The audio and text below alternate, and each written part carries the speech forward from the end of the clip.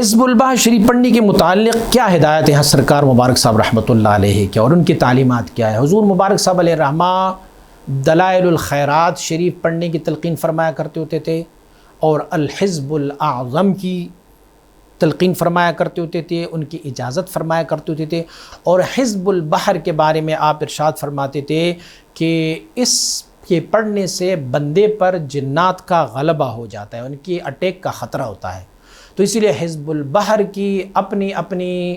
جو ان کے عاملین ہیں، ان عاملین کے بارے میں آپ فرمایا کرتے ہوتے تھے کہ آپ ان سے پوچھ لیجئے گا، ان سے اجازت لے کے پھر حزب البحر پڑھی لے گا۔ لیکن حضور مبارک صاحب علیہ الرحمہ نے اس فقیر بندے کو بھی اجازت اگر دی تو میں نے ان سے اجازت لی تھی حزب البحر کی، تو آپ نے مجھے فرمایا کہ آپ کو حزب البحر کی اجازت نہیں دیتا، اور نہ آپ نے کسی اپنے مرید کو حزب البحر کی اجازت دی، بلکہ آپ دلائل الخیرات شریف اور الحزب الاعظم کی اجازت دیا کرتے ہوتے تھے۔ اور ان کے دلائل الخیرات شریف کی بھی اور الحزب الاعظم کی اپنی چپٹرز ہوتے ہیں، ہفتہ اتوار، پیر، منگل، بدھ، جمعرات، جمعہ اور ہفتہ، اور یہ سارے ان کے چپٹرز ہوتے ہیں۔ تو ان ایک چپٹرز کی آپ اجازت دیا کرتے ہوتے تھے۔ ایون کہ آپ کسی بندے کو سورہ مزمل کی بھی اجازت نہیں دیا کرتے ہوتے، تو فرمایا کرتے ہوتے تھے کہ ان کی موکلات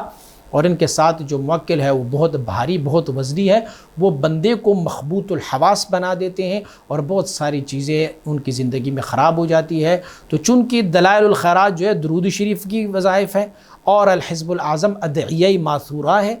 تو اسی لیے مبارک صاحب علیہ الرحمہ ان دونوں کی اجازت فرمایا کرتے ہوتے تھے۔